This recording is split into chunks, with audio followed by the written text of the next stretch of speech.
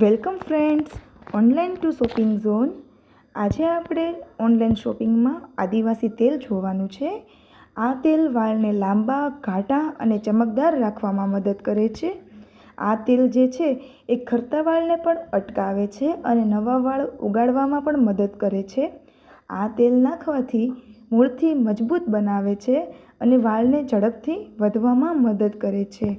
અને આ તેલ નાખવાથી જેના માથામાં ખોડો થતો હોય છે તેને પણ ખૂબ અટકાવવામાં આવે છે અને માથામાં ખંજવાળ આવતી હોય તો પણ તે દૂર થાય છે.